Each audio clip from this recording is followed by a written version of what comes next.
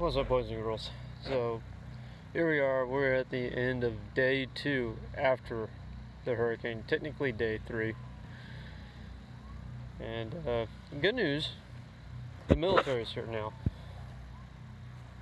You know, they're starting to pass in supplies, and I think there was no thinking.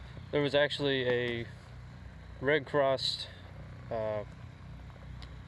kind of like a distribution post, handing out water and protein bars, stuff like that, over at the local Walmart. But the bad thing is, even down the highway here, about 10 miles, there's a town called Weewahichka. Maybe that's a little too close. There we go. There's a town called Weewahichka, and they still have impassable roads. This late in the game. This is a rough storm. We're finally getting information about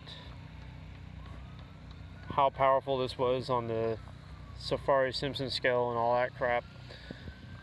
And even though it was a category 4, they said that the pressure was 914 millibars.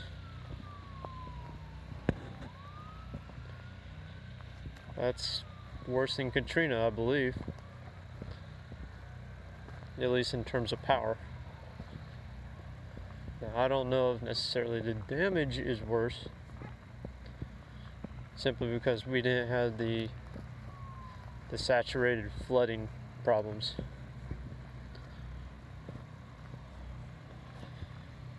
But either way, we're still here, we're still hunkered down.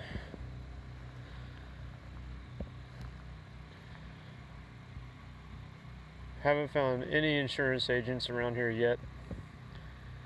And the disturbing thing, even though you see on my shirt that I'm with Bay County Search and Rescue, officially as a volunteer, we don't get paid for that, by the way, hence the volunteer part. There was a Jacksonville fire and rescue individual out here that told my parents that they had to leave and do it immediately, and that our house was going to be bulldozed. If you ever have anyone say that, and they claim to be search and rescue, even if they're driving around in a truck like this guy reportedly was, ask for his credentials, ask for his forms.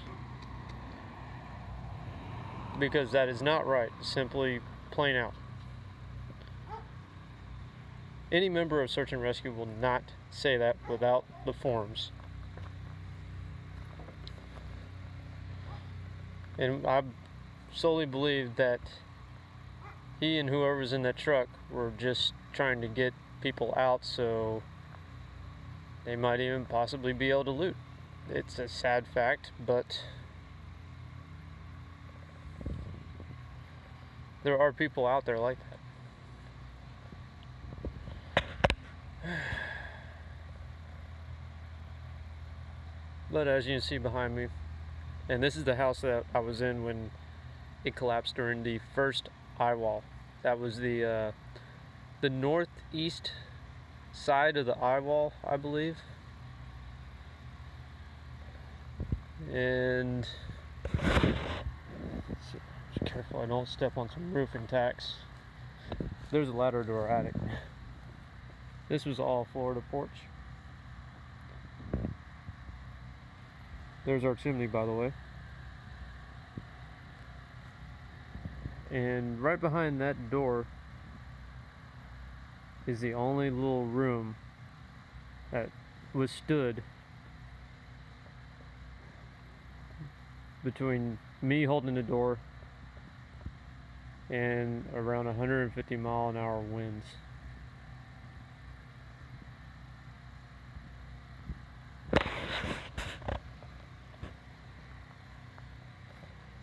It's tough.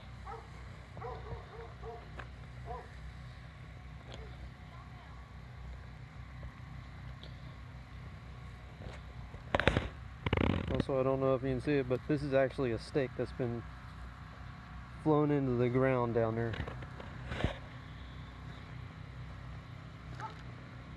It's tough. I mean, not tough. Strong winds.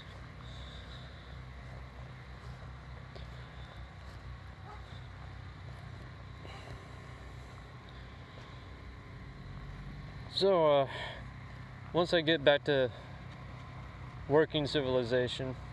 Oh yeah, that's the other thing. Tyndall Air Force Base. You all probably got your information sooner than us, but we started learning about it when the military families got literally a call on their phone from the base commander. And the commander said, basically, go somewhere else. The base has been destroyed.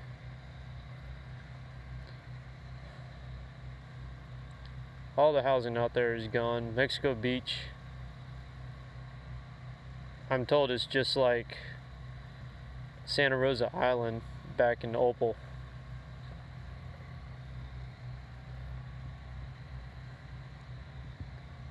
This is reality, folks.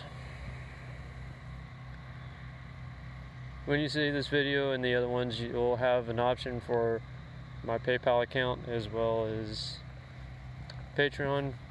So any donations are greatly appreciated, especially if my family has to relocate.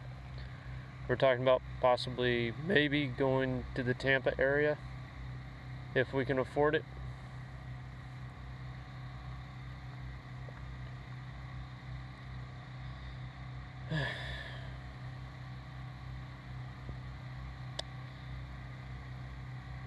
Sorry for the moment of pause there. I was just trying to collect my thoughts.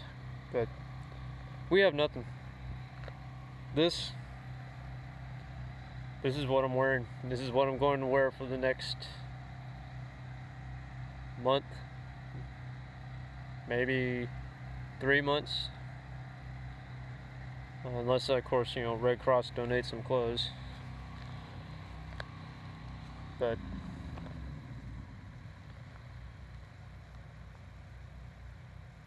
that's that.